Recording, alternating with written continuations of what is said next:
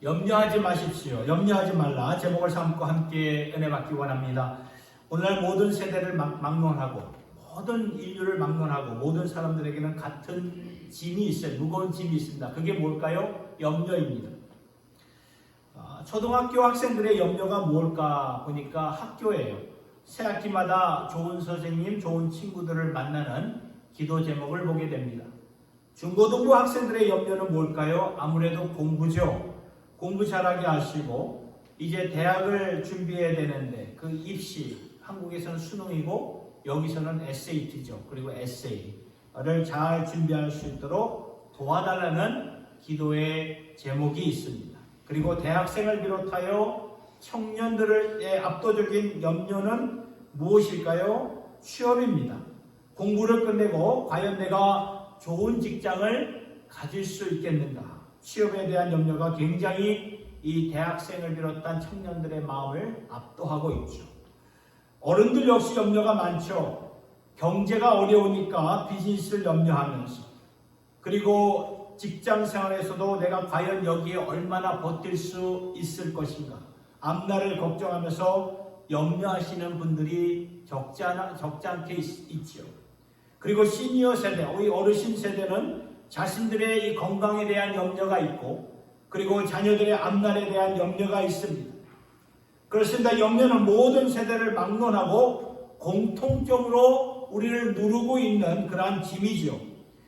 예수님께서 오늘 본문에 무리들을 향해 주시는 산상수훈의 말씀이에요. 산에서 말씀을 전하신 말씀이죠. 이 말씀은 예수님이 무리들이 갖고 있는 염려에 너무나 마음이 아프고 안타까워서 주신 말씀이라는 것입니다.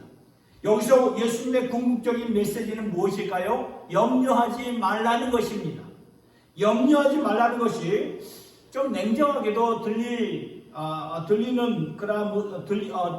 좀 냉정하게도 좀 들리는 그러한 경우이죠.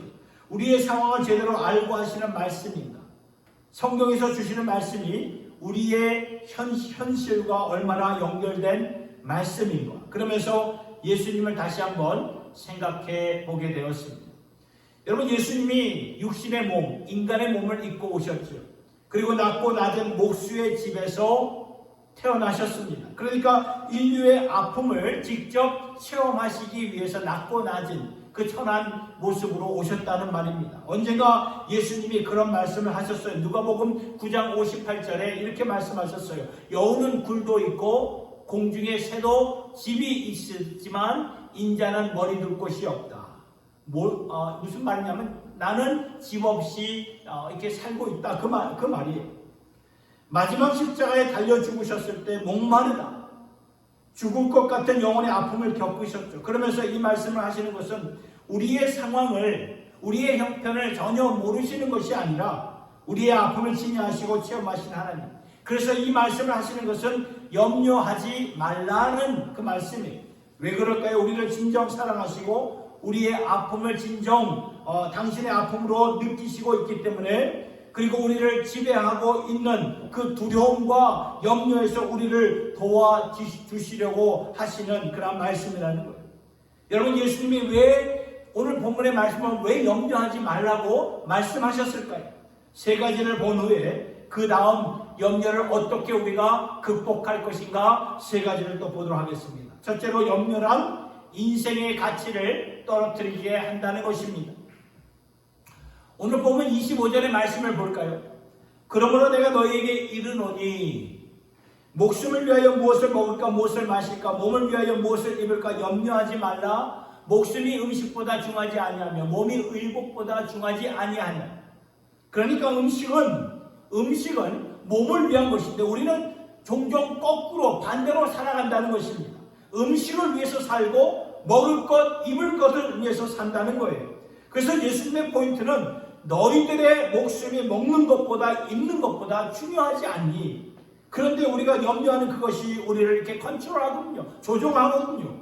잘 생각해 보면은 염려하는 것이 나의 생각을 지배하고요.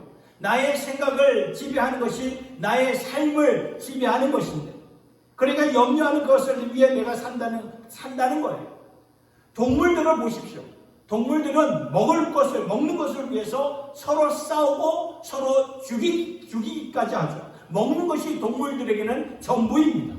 그러나 우리 인생은 그렇지가 않죠. 하나님이 우리를 만드셨을 때 성경의 말씀을 보니까 하나님이 당신의 형상대로 우리를 만드셨다는 것은 뭘 말하냐면 하나님과 우리가 교제할 수 있고 하나님의 일을 대신할 수가 있고 하나님을 대표할 수 있는 피조물로서 살 수 있도록 우리를 만드셨다고 성경은 우리에게 증거하고 있는 것입니다. 따라서 우리가 동물처럼 똑같이 먹는 것과 생존하는 것 때문에 삶의 모든 것을 거기에 올인하고 걸고 사는 것이야말로 우리의 인생의 가치를 떨어뜨리는 것이라고 주님은 말씀하시는 거예요. 물론 죄로 인하여 우리가 원래 하나님께서 만드신 목적이 많이 손상이 되었어요. 그래서 그 죄로 인하여 손상이 되었지만 하나님께서는 우리를 예수 그리스도로 말미암아 다시 만드셨죠. recreation 다시 만드셨을 때에, 그래서 에베소서 2장 10절의 말씀을 보니까 이렇게 나와 있어요. 우리는 그가 만드신 바라 그리스도 예수 안에서 선한 일을 위하여 지으심을 받은 자니 이는 하나님이 전에 예비해서 우리로 그 가운데서 행하게 하려 하심입니다. 여러분, 이 말씀은 굉장히 중요한 말씀이에요.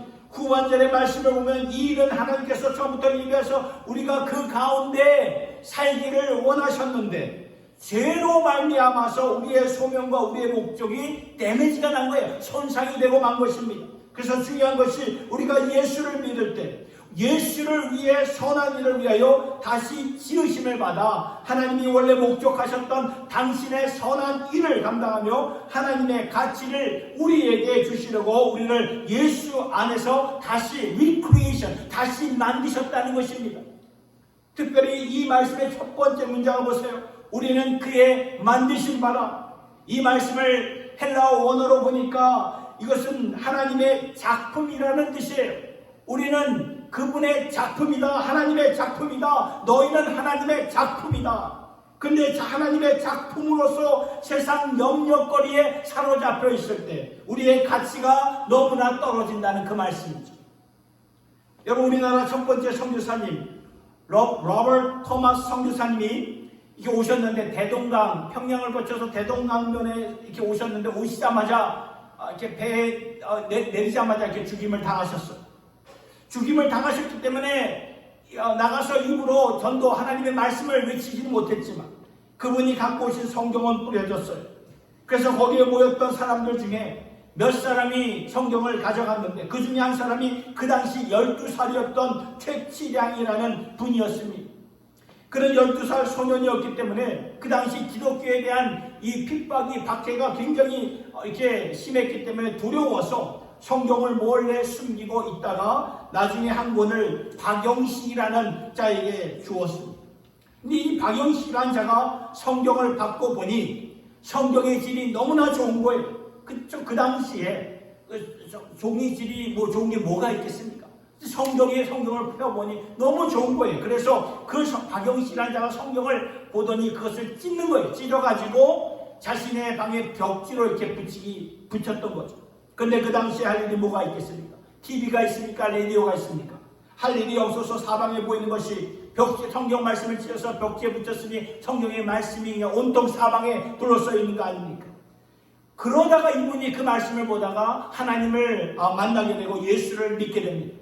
그리고 나중에 이 최치량 학생도 벽지에 붙은 말씀을 보고 예수를 믿게 되고, 그래서 그 집이 널다리골 교회가 되온 한국의 최초로 세워진 교회 중에 한 교회가 되었는데, 그러면 이 스토리는 성경을 찢어서 그냥 벽지로 삼았다가 벽지로 남아버리는 그런 삶이 될 수도 있지만, 그러나 성경을 벽지로 삼아서라도 그 말씀, 그 복음이 우리 마음속에 들어오면서 우리를 변화시키고 구원시킨다는 메시지도 될 수 있다는 것입니다. 우리 인생도 마찬가지라는 거죠. 우리가 염려하는 것에 압도되어 이끌려 살 때에 그것이 내 인생을 컨트롤한다면, 주관한다면은 우리 인생이 이 세상 이 동물과 다를 바가 뭐가 있겠습니까? 너희 목숨이, 너희 인생이 이것보다 더 중요한 것이 아니냐? 예수님이 오늘 우리에게 던지시는 질문이라는 거예요. 너희들이 염려하는 그것에 압도되어 지배되어 사는 것, 그러면 그것이 우리들을, 여러분들을 끌어당기는 요소가 될 터인데 너희 목숨이, 너희 생명이 그것보다 더 중요한 것이 아니냐. 그래서 예수님이 우리들에게 염려하지 말라 말씀하시는 거예요. 내 인생의 가치를 스스로 떨어뜨리지 말라 말씀하시는 것입니다. 둘째로 염려란 무엇입니까? 인생을 낭비하게 만든다는 거예요. 27절의 말씀을 보니까 이렇게 나와 있어요. 너희 중에 누가 염려함으로 그 키를 한 자라도 더할 수 있겠느냐. 우리가 염려해서 달라질 것이 있느냐, 그 말씀이죠.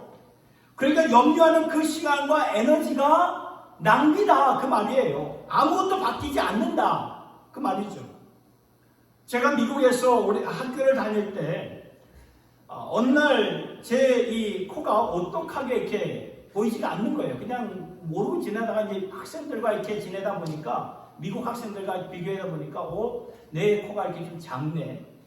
그래서 그 코를 이게 그때부터 이 콤플렉스가 이제 작용이 되는 거예요. 그래서 거울을 보면서 코를 막 이렇게 만지기도 하고 오똑하게 하기 위해서 너무 세게 만지다 보니까 코피도 흘리고. 그런데 바뀐 게 없어요. 안 바뀝니다. 그러니까 아무리 이렇게 잡아당길지라도 코가 전혀 오똑해지지가 않는 것입니다. 그러니까 염려한다고 해서 코가 조금이라도 자랄 수 있는가? 염려한다고 해서 제 이마에 이렇게 지금 이렇게 광채가 나는데 여기에 뭐 머리숱이 더 나겠는가? 안 되거든요. 염려할 때 그 시간이 다 낭비가 아니냐? 예수님이 말씀하시는 것입니다. 여러분, 마태복음 25장에 나오는 달란트 비유를 보면은 세 번째, 우리가 잘 아는 말씀의 내용이죠. 세 번째 나오는 종이 예수 주인으로부터 한 달란트를 받게 됩니다. 그리고 5달란트, 2달란트 받은 종은 그것을 투자해서 많은 이익을 남기죠. 그런데 한 달란트 받은 종은 그것을 고스란히 땅에 묻어두었다가 주인이 다시 오실 때 그대로 드리죠. 그때 주인이 악하고 게으른 종아 하면서 그를 책망하셨어요. 그런데 이 한 달란트 받았던 종이 주인에게 대답하는 장면을 주목하고 싶은데, 여러분, 이 한 달란트는 적은 돈이 아니에요. 물론 우리가 5달란트, 2달란트, 1달란트를 이렇게 보면 적다고 이렇게 느껴질 수가 있어요. 그런데 한 달란트를 보면 그 당시에 1년 동안 꼬박 모으면 모아지는 그러한 돈이 한 달란트예요. 그러니 적지 않은 큰 돈이라는 거죠. 이것을 가지고 은행에만 넣어서도 이익을 남겼을 텐데 그 한 달란트 받은 종은 아무것도 하지 않았어요. 그래서 예수님이 너는 왜 그렇게 했느냐 라고 물었을 때 한 달란트 받은 종의 대답이 걸작품이에요. 뭐라고 말했냐면 마태복음 25장 25절에 보니까 이렇게 말해요. 두려워하였어. 그렇죠? 당신이 두려워서 내가 이렇게 했습니다. 그러니까 5달란트, 2달란트 받은 종들은 주인이 곧 하나님을 가리키는 것이거든요. 주인에 대해서 제대로 보았는데, 한 달란트 받은 종은 하나님이 두려워서 이것은 굉장히 부정적인 컨셉을 말해주고 있는 거예요. 내가 이것을 가지고 무엇을 하다가 실패하면 당신이 나를 책망할까 두려워서, 이 두려움과 염려가 그에게 맡겨진 달란트를 낭비하게 만들어 버렸다는 거예요. 오늘 우리에게도 마찬가지라는 거죠. 우리도 염려하면서 살 때 우리의 인생을 낭비하게 된다는 것입니다. 예수님께서는 오늘도 우리에게 얘야, 내가 오늘 너에게 준 인생인데, 내가 오늘 너에게 준 생명인데, 은사이고 허락한 시간인데 이 인생을 낭비해서 되겠니?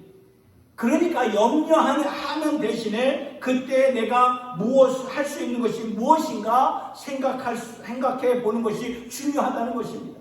내가 할 수 있는, 염려하는 그 시간에 내가 할 수 있는 그 일이 분명히 있다는 것입니다. 그래서 우리가 염려해서 시간을 낭비하는 것이 아니라 그때 할 수 있는 일이 무엇인가, 이것을 생각할 수 있기를 예수님의 이름으로 축복합니다. 셋째로, 염려란 무엇입니까?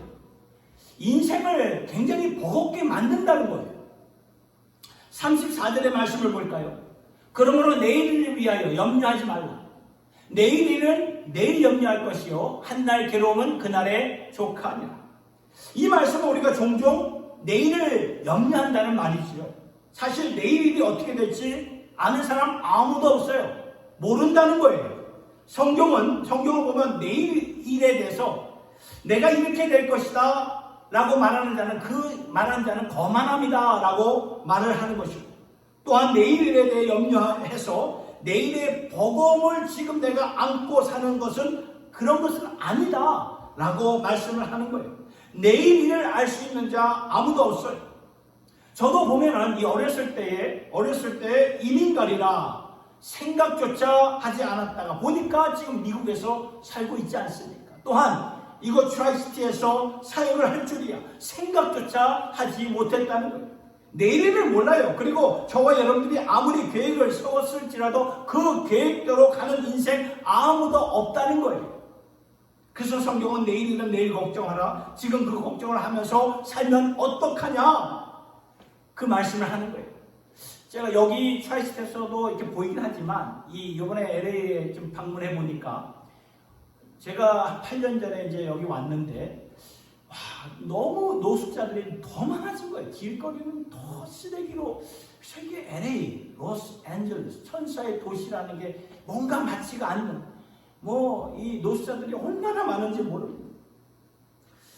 근데 이 노숙자들 으로 오면 항상 여러분들 보시다시피 그냥 카트에다가 온갖 잡동사니를 많이 이렇게 얹혀놓고 그냥 힘겹게 끌고 가는 그런 모습. 거기다 그 애완동물 개까지도 이렇게 키워가는 그러한 모습들을 이렇게 보게 됩니다. 왜 저럴까? 왜 저렇게 살까? 생각을 해보았습니다. 왜 저렇게 짐을 한가득 챙겨서 카트에 무겁게 싣고 다니는 것일까? 왜 그럴까? 그들 마음속에 불안하기 때문에 그래요. 내일이 염려가 되기 때문에 그렇게 하는 거예요. 지금 이 옷을 어디선가 찾았으면 그것을 입어야 돼요. 그래서 이 LA 같은 더운 날씨에도 불구하고 두툼한 옷을 입고 다니는 분들이 있어요. 이 물건을 찾았으면 내가 지금 갖고 다녀야 돼요. 스스로 짐을 지고 간다는 것입니다. 그래서 마음이 아프죠. 마음이 아프면서 예수님이 이런 말씀을 하시는 것이 아닐까요? 왜 이렇게 짐을 많이 지고 안고 사냐? 수고하고 무거운 짐진 자들아 다 내게로 오너라. 내가 너희를 쉬게 하리라. 그렇습니다. 염려하는 것은 더 많은 인생의 무거운 짐을 안고 살아가게 하는 것입니다. 지금까지는 왜 염려를 하지 말아야 하는가에 대해 주님께서 말씀해 주셨다면 그러면 이제 내가 염려를 어떻게 극복해 가야 될까요? 우리 모두에게 살면서 염려가 없을 수는 없거든요. 염려거리 있습니다. 그것을 어떻게 우리가 극복할 수 있는 것인가? 첫째는 아버지라는 단어를 우리가 묵상해야 됩니다. 오늘 본문을 보면 아버지라는 단어가 굉장히 많이 나오죠. 26절을 보아도 공중의 새를 보라 심지도 않고 거두지도 않고 창고에 모아두지도 아니하되 너희 하늘 아버지께서 기르시나니. 그렇죠? 31절 32절의 말씀을 보니까 그러므로 염려에 이르기를 무엇을 먹을까 무엇을 마실까 무엇을 입을까 하지 말라. 이는 다 이방인들이 구하는 것이라. 너희 하늘 아버지께서 이 모든 것을 너희에게 있어야 할 줄을 아시느니라. 보셨나요? 공중의 새를 보면 곡식을 창고에 쌓아두지 않잖아요. 하나님 아버지가 창조주가 되시기 때문에 아비의 마음을 갖고 그들을 먹이신다는 말씀이죠. 하물며 당신의 독생자 예수를 희생하셔서 그 아들의 피로 살려주신 너희들일까 보냐. 아버지가 아신다는 거예요. 무엇을 먹을까 입을까 마실까 내일은 어떻게 될까? 이런 것들은 다 이방인들이 세상 사람들이 구하는 것이 아닙니다. 하나님을 아버지로 모르는 사람들이 구하는 것인데 너희에게는 아버지가 있지 않냐. 그렇죠? 여러분 우리가 하나님을 믿는다는 것은 그분을 아버지로 내가 모시고 산다는 것을 의미하는 거예요. 하나님이 나의 아버지시라면은 아버지가 나를 아시고 나를 돌보시고 나를 지켜주시고 나와 함께 하시고 나를 보장해 주신다는 그 말씀. 주님은 나의 최고봉 My highest most라는 글을 쓰신 어스월드 체인버 목사님은 인간의 그 교만에 대해서 이렇게 말씀하셨어요. 인간의 교만이란 하나님 아버지가 나를 아시는 것보다 내가 나를 더 알았다고 생각하는 이것이 교만이에요. 여러분 공감하세요? 저는 이 말을 듣고 이분이 쓰신 이 글을 읽고 굉장히 마음이 와닿아요. 맞다. 하나님 아버지가 나를 아시는 것보다 우리는 종종 나를 자랑하잖아요. 내가 나를 너무나 이렇게 극대화시키고 나를 이렇게 드러내는 그런 모습들이 얼마나 많지 않습니까? 교만이에요. 아버지께서 아시고 아버지께서 우리를 지도하고 계시고 아버지께서 우리를 향해 관심을 갖고 계시는 분인데 그 하나님을 나의 아버지라고 우리가 입으로 고백을 하지 않는다면 그것은 교만이라는 거예요. 그래서요, 믿음은 다른 게 아닙니다. 믿음은 하나님을 나의 아버지로 우리의 중심에 모시고 따라 사는 것이 믿음이에요. 아버지라면 우리의 실수까지도 다 포함시켜서 당신의 선하시고 기뻐하시고 온전하신 뜻을 이루어가시는 분이에요. 성경에 우리가 보듯이 다윗과 밧세바의 그 사건 다 알잖아요. 그 다윗과 밧세바의 사건이 하나님 앞에 큰 범죄였고 그로 말미암아 하나님이 진노하셨고 경노하셨고 심판도 하셨지만 그러나 보면은 하나님께서 그 관계를 통해서 솔로몬이 나오게 하시는 하나님의 그 섭리를 바라볼 때 참 놀라워요. 이렇게 우리의 실수까지도 포함하셔서 당신을 선하시고 기뻐하시고 온전하신 뜻을 이루어가시는 분. 여러분, 이 미국의 미술 시간을 보니까 제가 자랐던, 지금은 어떻게 한국의 교실의 그 미술의 시간이 어떻게 바뀌었는지 모르겠어요. 제가 자랐을 때 그 한국의 미술 시간과는 너무나 달랐던 것을 보게 됩니다. 선생님이 아이들에게 저 앞에 있는 강과 산과 또 이 나무를 그려보라 하면은, 저 때는 한국에서 있었으니까 주입식으로 이렇게 그렸던 가르치는 경향이 있었는데, 여기 미국에 와서 보니까 아이들의 상상력을 키우게 하기 위해서 그냥 그리게 합니다. 그냥 그리게 해요. 그러면 아이들이 그린 그림을 보면 이게 산인지 강인지 나무인지 몰라요. 그런데 선생님이 와서 막 칭찬을 해줍니다. 막 칭찬을 해줘요. 와, 어떻게 이렇게 그렸니? 하면서 그 위에다가 아이가 그냥 엉망진창으로 그린 그 위에다가 배경을 만들어서 작품을 만들어가는 그 선생, 여기에 교육 시스템을 보게 됩니다. 그런 것을 보면서 이것이 아버지의 모습이 아닌가. 여러분, 우리의 인생을 한번 보세요. 온전한 인생 누가 있습니까? 아무도 없습니다. 다 망가진 인생인데 약간의 차이일 뿐이라는 것입니다. 하나님이 보실 때, 그런데 우리 하나님 아버지는 우리의 이 망가진 모습 위에다가 당신의 그림을 그려서 당신의 그 선하신 작품을 만들어 가신다는 거예요. 그러니까 우리가 하나님의 아버지로 제대로 안다면은 우리 안에 맷집이 생긴다는 거죠. 맷집이. 이것 하다가 실패하면 어때? 이것 하다가 내가 쓰러지면 어때? 내 동기가 하나님 앞에서 깨끗하고 하나님이 기뻐하시는 것이라면은 하나님께서 책임져 주신다는 거예요. 믿으십니까, 여러분? 우리가 잘하는 것만 책임져 주시는 것뿐만 아니라 우리가 못하고 망치는 것까지도 책임져 주신다는 거예요. 창세기의 말씀을 보면 형들이 요셉을 상인들에게, 다른 나라 상인들에게 팔아버리잖아요. 얼마나 하나님 앞에서 참 나쁜 일을 한 형들입니까? 그런데 요셉이 팔렸기 때문에 하나님께서는 그 요셉의 아픔과 상처를 통해서 역사하셔서 그 이스라엘의 가족들을 살리시잖아요. 우리 하나님이 그러한 분이시라는 거예요. 우리가 주기도문을 고백할 때 가장 먼저 그 주기도문의 첫 고백이 어떻게 시작되죠? 하늘에 계신 우리 아버지요. 이 고백은 무엇입니까? 하나님을 나의 아버지로 부르고 우리가 사는 동안 아버지를 향한 믿음, 아버지를 신뢰하고 나의 실수까지도 포함하여서 당신의 선하시고 기뻐하시고 온전하신 뜻을 이루어가시는 하나님 아버지를 내가 믿습니다 라는 고백이라는 것입니다. 주기도문 합시다. 그렇게 하면 하늘에 계신 우리 아버지 이름이 거룩하게 받으시오. 막 이렇게 해요. 그렇게 하지 마시고 신앙 고백, 사도신경 고백합시다. 전능하사 천전 만드신 하나님을 내가 믿어. 이렇게 그냥 빨리빨리 고백하고. 뭘 고백하는지 몰라. 아무도 몰라. 저도 몰라. 그러지 말고 하나하나씩 우리가 의미해야 한다는 거예요. 하늘에 계신 우리 아버지. 기도할 때마다 우리가 아버지를 부르는 것입니다. 아버지. 나보다 더 잘하시고 나보다 더 사랑하십니다. 왜냐하면 자신의 목숨을 이미 바치셨기 때문입니다. 우리 모두 그 아버지 안에서 확신을 갖고 살 수 있기를 예수님의 이름으로 축복합니다. 세 번째, 염려를 극복하기 위해서는 믿음이라는 거죠. 오늘 30절의 말씀을 보니까 이렇게 나와 있어요. 오늘 있다가 내일 아궁이에 던져지는 들불도 하나님이 이렇게 입히시거든 하물며 너희일까 보냐? 믿음이 적은 자다.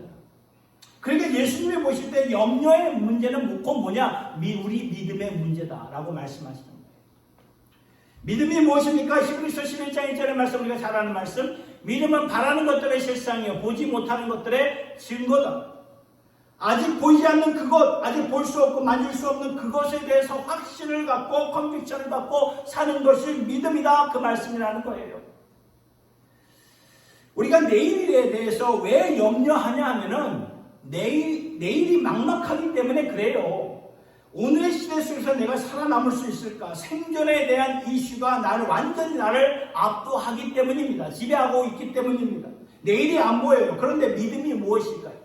안 보이는 그것을 보는 거죠. 뭐가 보입니까? 내일은 안 보입니다. 내일은 안 보이지만 내일을 붙잡고 계시는 하나님은 보이신다는 거예요. 이게 믿음이라는 거예요.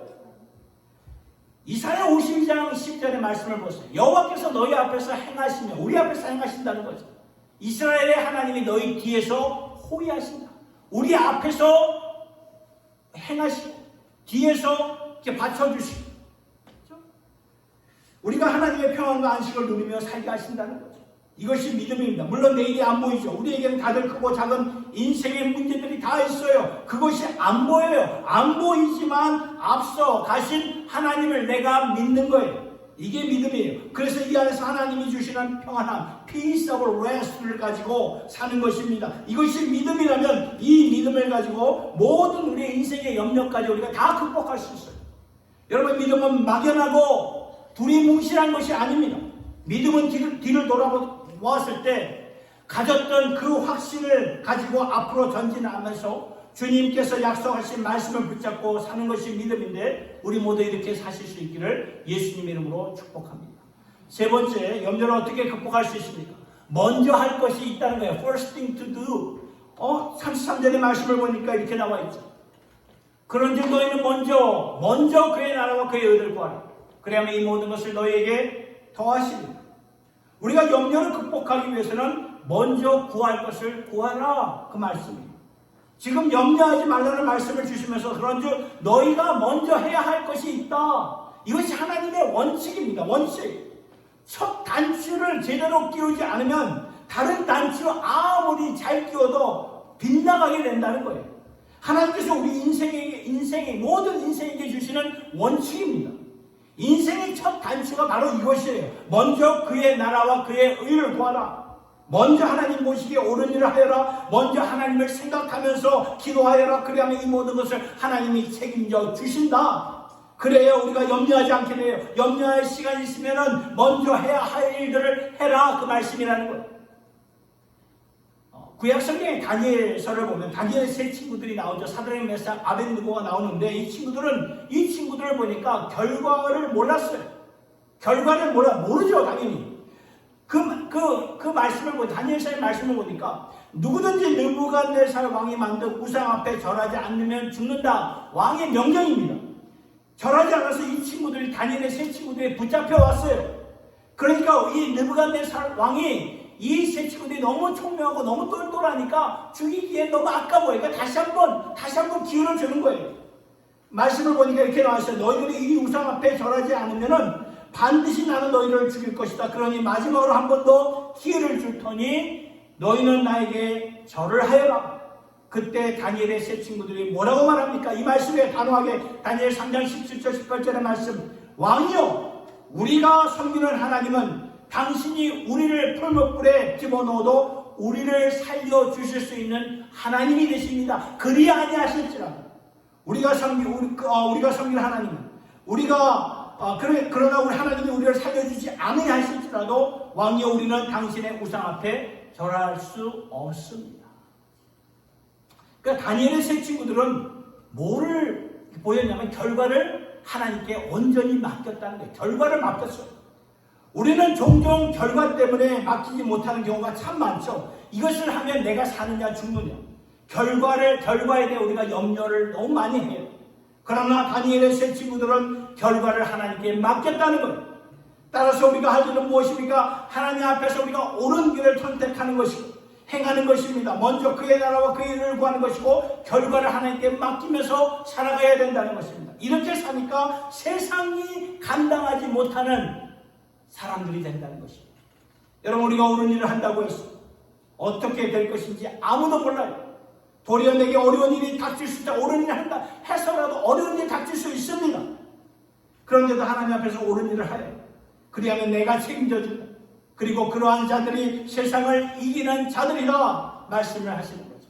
사랑하는 성도 여러분, 오늘의 이 비뚤어진 세상을 살리고 축복하고 소금과 빛된 삶이 되기 위해서는 우리가 세상을 이겨야 되고 세상이 우리를 감당하지 못하게 만들어야 된다는 것입니다. 그러하려면 먼저 하나님 앞에서 우리가 옳은 길을 택하셔야 되고 먼저 하나님의 나라를 구하고 하나님의 뜻을 구할 수 있기를 예수님의 이름으로 축복합니다. 여러분, 세상의 파도를 보세요. 우리의 마음을 얼마나 그냥 혼미하게 만들고 염려하게 만들고 우리 가운데 죄악 가운데 살게 하지 않습니까? 그러나 우리는 하나님의, 주의 백성들은 하나님의 파도 가운데 사는 것을 믿으시길 바랍니다. 물이 바다 거품 같이 여호와의 영광을 아는 지식이 온 땅에 가득하리라. 그러면 우리가 하나님의 파도가 되었어. 그 파도를 타고 세상을 이기고 세상을 압도해야 된다는 것입니다.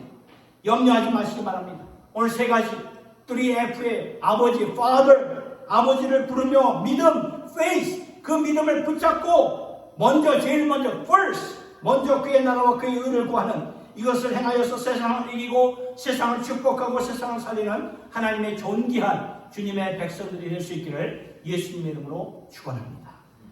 우리 이 시간에 잠시 아까 불렀던 찬양 다시 한번 좀 불러보도록 하겠습니다. 아바 아버지.